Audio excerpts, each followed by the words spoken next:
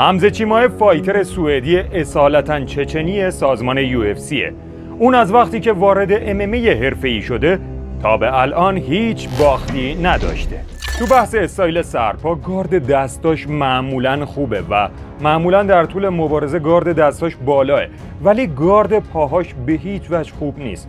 معمولاً در اواسط مبارزه وقتی گرم مبارزه میشه گارد پاهاش به طور کل به هم میریزه، قدم‌های اشتباه برمی‌داره و خیلی جاها پاشنه‌های پاش به صورت عرضی و طولی توی یه خط قرار میگیره و این میتونه آسیب پذیرش کنه. نکته بعدی که وجود داره توی قدم برداشتناش گاهی اوقات قدمهاش رو جوری برمی‌داره که فاصله پاهاش انقدر زیاد میشه که عملاً لگدهای خودش رو از دست میده و شما اگر توی اون وضعیت بخواید لگد بزنید مسلماً تعادل خودتون رو از دست خواهید داد. و گاهی اوقات هم گارد دستاشو بوکسوری میکنه و برای دفاع از خودش ضد حمله انجام نمیده و فقط صرفا این دستا رو میاره میذاره بالا و اینطوری از خودش دفاع میکنه که ممکنه تو بعضی از مواقع اون آسیب پذیرش کنه. نکته مهمی که حمزه داره دستای بلند اونه که باعث میشه مشتایی که میزنه خیلی راحت به صورت حریفاش برسه و به اونها آسیب بزنه. نکته مثبتی که توی تغییر گاردش انجام میده گاردش از چپ گارد به راست گارد تبدیل میکنه و مشتایی که با دست راستش وقتی دست جلوش میشه میزنه مشتای خیلی خوبیه و معمولا به حریفش آسیب میزنه توی این مورد. نکته‌ای که راجع به مشت زدنهاش وجود داره و توی اون نقطه ضعف محسوب میشه مشتاشو معمولا مشتای سنگین و خیابونی طور میزنه و این باعث میشه که یه فایتر در معرض آسیب قرار بگیره. شما وقتی یه مشت این شکلی اصطلاحاً مشت سویم میزنی این مشتا رو باید در جای خاص خودش بزنی.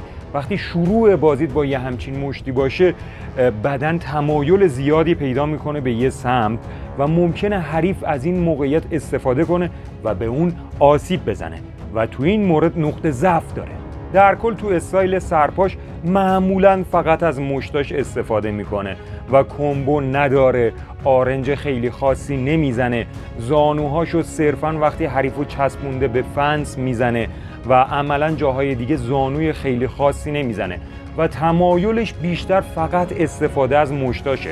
مخصوصاً وقتی نفس کم میاره این مشتا دیگه کلاً میره سمت مشتای خیابونی و کلاً بازیش میره به این سمت. نکته‌ای که راجع به استایل حمزه وجود داره اون بازی‌های خودش رو خیلی آنالیز شده بازی میکنه.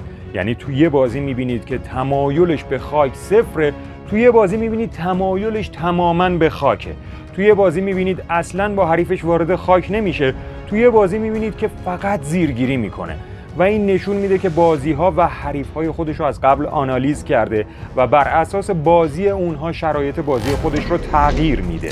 تو استایل خاک اون معمولاً وقتی حریفش وارد خاک شده باشه تمایلی به پسگارد و رفتن با حریفش به سمت خاک نداره و جوری که حریفش رو میبره توی خاک معمولاً با زیرگیری کردنه و زیرگیری‌هاشو مطلقاً اشتباه انجام میده. یعنی اگر از قبل آنالیز کرده که حریفش بدل این زیرگیری‌ها رو بلد نیست و اینطوری زیرگیری میکنه خوبه، ولی زیرگیری که انجام میده واقعاً تو شرایط بدی اتفاق میفته. یعنی در حالتی که حریف توی گاردشه و هیچ حرکتی انجام نداده، نه مشتی زده، نه لگدی زده، نه اتفاقی افتاده، شروع میکنه به زیرگیری کردن و این اشتباه محضه. چون دقیقاً توی این مواقع حتی اگر حریف به صورت ناخودآگاه زانوی خودشو بیاره بالا ممکنه اون زانو بخوره تو صورتش و یه آسیب جدی براش داره. اون معمولاً اگر اول بازیش وارد خاک بشه توی خاک موفقه. معمولاً حریفشو سعی میکنه فقط محدود کنه چون تکنیکای خیلی زیادی توی خاک بلد نیست یا حداقل از اونها استفاده نمیکنه و تکنیکایی که استفاده میکنه به چند تا تکنیک خاص مثل آرنسی و دارتچوک محدود میشه و از تکنیکای خیلی زیادی استفاده نمیکنه. معمولاً ضربات سنگین توی خاکش به حریفاش نمیزنه و ضربات اینطوریه که اگر تعداد زیاد به حریف بخوره باعث تسلیم شدن حریف میشه و معمولاً با ضربه زدن حریفو به سمتی میبره که بتونه اونو محدودش کنه و توی فرصت مناسب ازش تکنیک بگیره. نکته‌ای که توی خاکش وجود داره، جایی که باید مطلقاً مهاجم باشه و صرفاً حمله کنه، معمولاً حمله‌ای انجام نمیده و این باعث میشه که حریفش بهش مشت یا ضربه بزنه و اونو دورش کنه و این براش یه نکته منفی محسوب میشه. اون توی خاکش هم دایره ضرباتی که استفاده میکنه زیاد نیست و معمولاً فقط چند تا مشت میزنه. از آرنجاش خیلی کم استفاده میکنه، ولی آرنجایی که میزنه معمولاً آرنجای خوبی هن و اگر اینو زیادش کنه میتونه به حریفاش آسیب‌های خیلی جدی تری بزنه. تو بحث بدنسازی متاسفانه بدنسازی خیلی خوبی نداره، استقامت خیلی بالایی نداره. وقتی که ضربه میخوره معمولاً بدنش یه افتی داره و حریف اجازه ضربات بیشتر پیدا میکنه و به سمتش حمله میبره.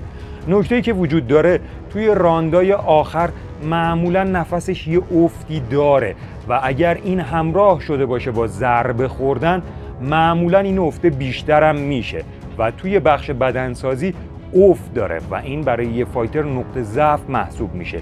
بدنسازی و استقامت مهمترین نکته‌ایه که یه فایتر باید داشته باشه. شما هزاران تکنیک داشته باشی، هزاران تاکتیک مبارزه بلد باشی، باید جون توی بدنت وجود داشته باشه که از اون تکنیک‌ها و تاکتیک‌ها استفاده کنی و بتونی حریفت رو ببری. حمزه خیلی توی این بخش ضعف نداره ولی براش نقطه ضعف محسوب میشه، چون اگر ضربه بهش بزنه حریفش و اونو توی خاک ببره، یه خاککار خوب باشه، ازش تکنیک هایی رو بگیره که نفسشو بیاره پایین، تو اونجا میتونه آسیب پذیر باشه. تو بحث روحیه جنگندگی، اون وقتایی که ضربه میخوره میتونه روحیه خودش رو بالا نگه داره. با توجه به افتی که توی بدنش اتفاق میفته و نفسش کم میاد، ولی همچنان روحیه خودش رو بالا نگه میداره و سعی میکنه که به حریفش حمله ببره.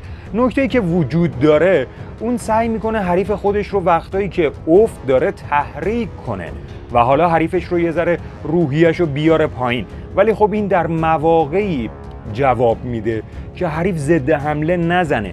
ولی خب معمولا این حریف ها میتونن از ضد حمله تو بازی‌های حرفه‌ای خودشون استفاده کنن. اونها هم مبارزای حرفه‌ای هستند و این نکته برای حمزه نقطه ضعف محسوب میشه که با تحریک کردن حریفش حمله بیشتری به سمتش انجام میشه. نقطه مثبت روحیه جنگندگی حمزه لبخند شیطانی و ترسناکیه که داره و به نظر من فوق‌العاده میتونه توی روح و جسم حریفش تأثیر بذاره و اونو تخریب روحیه کنه. چهره ترسناکی که داره با اون خنده میتونه تو تن هر حریف اون ترس بندازه. حمزه سعی میکنه تو کل مبارزش روحیه‌ش رو بالا نگه داره و افت روحیه و افت جسم خودش رو نشون نده و این یه نکته فوق‌العاده برای اون محسوب میشه. تو جنبندی نهایی میخوام بهتون بگم حریف‌های شبیه به حمزه رو چطور میشه شکست داد. حریف‌های شبیه به حمزه که شیوه مبارزشون تو بازی‌های مختلف متفاوته، شما باید همه بازی‌های اونها رو آنالیز کرده باشید. نکته مثبتی که وجود داره، اگر اون به سمتتون با زیرگیری بیاد، به راحتی میتونید اونو ناک اوت کنید، چون زیرگیری هایی که انجام میده مطلقاً در جای اشتباهی انجام میشن و بدون اینکه حریف ضربه ای زده باشه، بدون اینکه خودش ضربه ای زده باشه، معمولاً اتفاق میفته و باعث میشه تو اون شرایط فوق‌العاده آسیب پذیر باشه. نکته دیگه ای که وجود داره، اون توی سرپای خودش بعضی اوقات گاردشو بکسوری میکنه و در این مواقع میتونید بگیریدش، از زانو و آرنج استفاده کنید و بهش آسیب بزنید. در کل بازی کردن جلوی حریفی شبیه حمزه که دستا و پاهای کشیده و قد بلندی داره میتونه خیلی سخت باشه.